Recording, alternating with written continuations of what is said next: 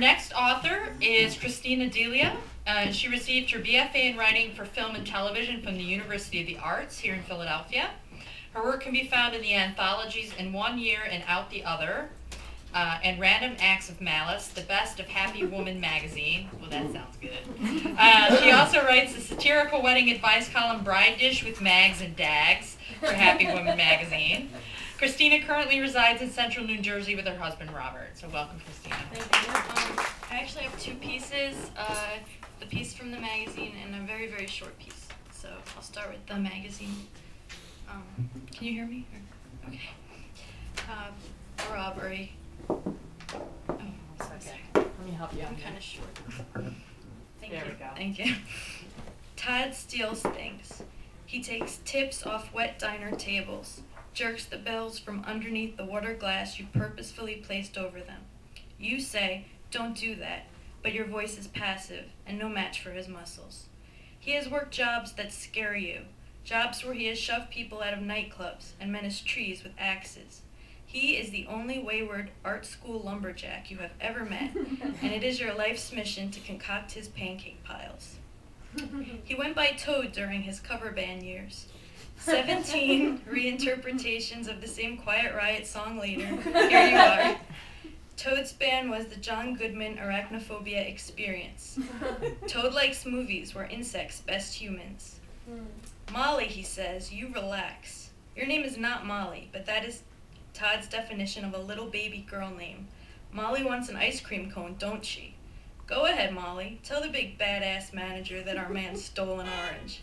You are convinced he refers to himself as our man to let you know that there are other morons like you who let him sleep in your bed after watching him go through your purse.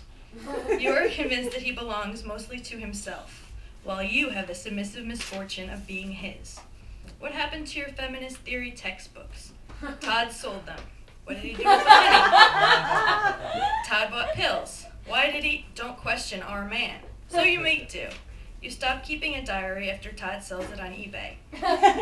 Now at restaurants, you get up to go to the bathroom before he makes the scene. On the occasion you find another woman in your shower, you say, "Hey there." Your friends pity you, and this makes you cry, that people think you are worthy of pity. You remember that you are alive, so you work with this fact. You are making a plan to hit yourself out of the park, like a home run, but first you need money. He keeps taking yours, and you are afraid of him.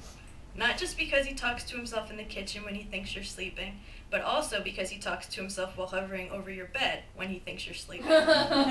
He won't see a doctor, any kind of doctor. The only way you'll see a doctor is if you get pregnant with Todd Jr. Yes, you are on the pill, but what if? You keep your legs closed so tightly at night your muscles ache. Our man is a bully, our man is a punk. You have nowhere to go. There is a part of you that finds comfort in this. Living in the present means you have nowhere else to go. Once in a while, your mind clears and you feel like a Buddhist, which is way cooler than feeling like a victim.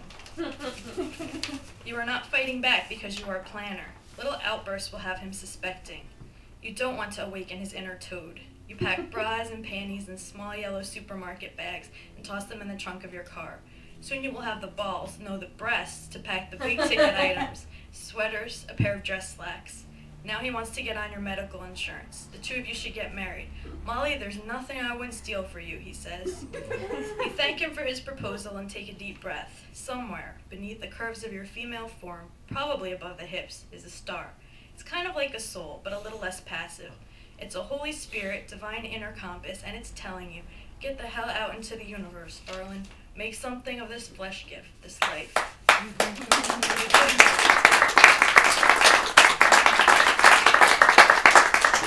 The other piece I have is very short, and it's kind of about my grandpa and kind of fantastical. I went to visit him in a nursing home he's in, and he always kind of has a girlfriend, and it just kind of got me thinking.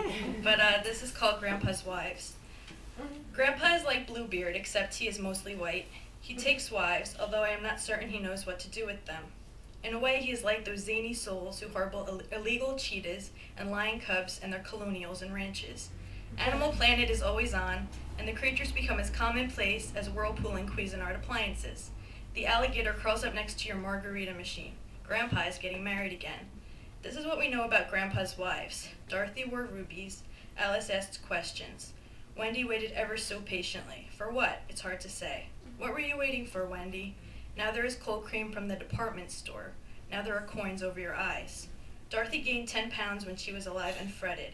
Should I have a slice of that cheesecake? A moment on the lips and then dust. Dorothy's current residence is the Grand Canyon, her memories somewhat scattered.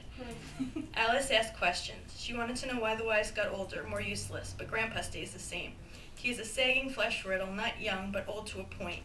He is not aging any further than old man status.